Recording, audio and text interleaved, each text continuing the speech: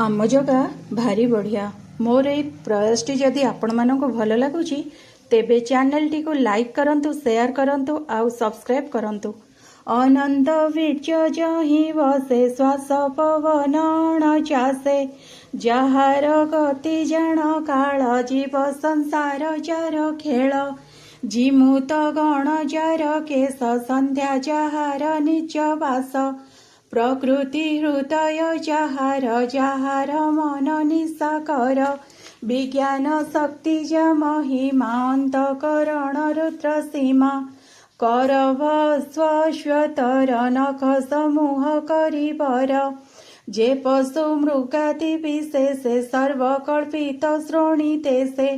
पक्षीए jar व्याकरण बुद्धि विषय मनुगण जार निवास नर देह जहि कल्पित माया मोह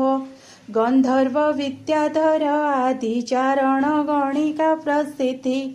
किन्नर गण जार स्वर वीर्यरे कल्पित असुर ब्राह्मण जार मुखु जात क्षेत्रीय भुजरु संभूत उररु वैश्य उत्पत्ति पादरु जात सूत्र जाति नाना प्रकार काम बहि अभीष्ट जार चार देहि निगम कर्म कांड जेते जहार कर्म ए जुगते एमंते ईश्वर रते हे बसंती अवयव प्राय एमंते स्थूल शरीरे धारणा जोगे निर्विकारे मनोद्बुधर जोग बले विष्णुर चरण कमले सर्वस्वरूप भगवान तातहु किबा अछि आन से सर्वबुद्धि अनुभव जीव परम पद्मनाभ सत्य परमानंद निधि तार भजन सर्वसिद्धि जन्म मरण जार तहु किबा गोचरे ताहा कहु स्वप्न रे जीवर जे मंत देख इंद्रिय वृत्तांत से सर्व मिथ्या जीव सत्य ए ज्ञाने हुई मुकत ए मंत कही सुख मुनि हर से हरि भाव घेनी आनंदे परीक्षित मेले जहा कहिले गंगा कूले द्वितीय स्कंदे भागवत कहिला विप्र जगन्नाथ अमृत वाणी रसमये पिय जीवन अंत जाए इति श्रीमद्भागवते महापुराण परमहंसा संहिताया द्वितीय स्कंदे महापुरुष संस्थानुवर्णनम नाम प्रथम अध्याय। द्वितीय अध्याय आरंभ।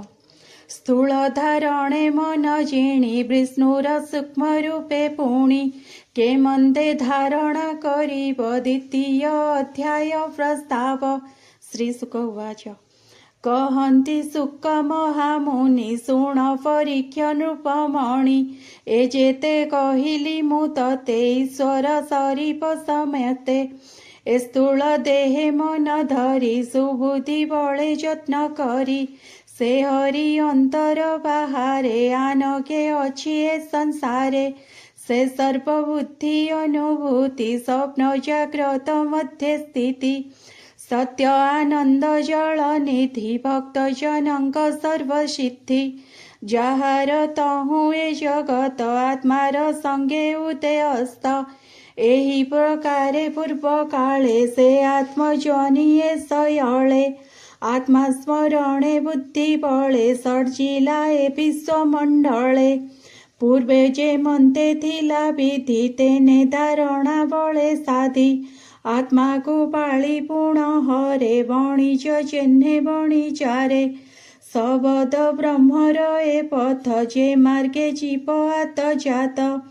पड़ी भ्रमई अर्ध ऊर्ध्वे किछि न लभे लाभ पदे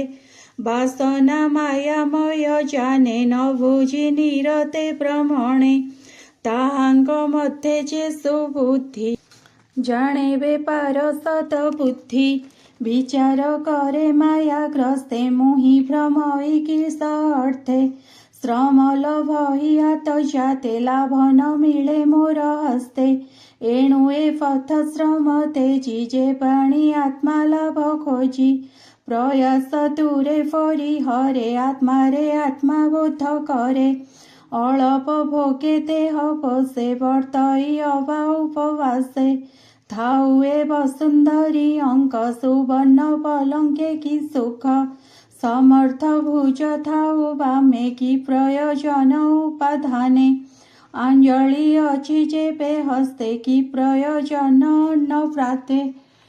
ଦିଗପ କଳଜାର ବାସ ବସନେ ତାର କି ବାସ ଚିରାଣୀ ବସ୍ତ୍ର ପଠେ ଦେଖି ତାର ଗ୍ରହଣେ ହନ୍ତି ସୁଖୀ ଫଳ ପୁରିଛି ବୃକ୍ଷ ବନେ କି ପ୍ରୟୋଜନ ଭିକ୍ଷା ଅନ୍ନେ ଥାଉ ନିର୍ଝର ନଦୀ ଜଳେ କି ପ୍ରୟୋଜନ କମଣ୍ଡଳେ ପର୍ବତ ଗୁହା ତୃଣେ ବେଡ଼ି ସେ ଥାଉ ଗୃହେ କିମ୍ପା ଲୋଡ଼ି ଏମନ୍ତ ଭାବେ କୃଷ୍ଣ ପାଦେ ଯେ ପ୍ରାଣୀ ଭଜନ୍ତି ଆନନ୍ଦେ ତାହାଙ୍କ ରକ୍ଷଣ ଉପାୟ କରନ୍ତି ପ୍ରଭୁ ଦେବରାୟ ସେ କିମ୍ପା ଧନ ଗର୍ବି ଲୋକେ କ୍ଷଣେ ଯିବେ ଆତ୍ମସୁଖେ ଏହି ପ୍ରକାରେ ଆତ୍ମଚିତ୍ତେ ଶିଥିଳ ଭଏ ଅନୁଭୂତେ ସେ ପ୍ରାଣୀ ହୁଏ କୃତ୍ୟ ତାହାକୁ ପ୍ରସନ୍ନ ଅନନ୍ତ ଏଣୁ ନିୟତ ଆତ୍ମା ଯୋଗେ ଭଜିବ କୃଷ୍ଣ ପାଦ ଯୁଗେ ମୁଁ ତତେ କହିଲି ବିଶ୍ୱାସେ ଏଣେ ସଂସାର ହେତୁ ନାଶେ ଏ ଭାବ ଅନାଦର କରି ସଂସାର ଚିନ୍ତା ଚିତ୍ତେ ଧରି ପଶୁଙ୍କ ପ୍ରାୟ ତାଙ୍କ ଗତି ଏ ମାୟା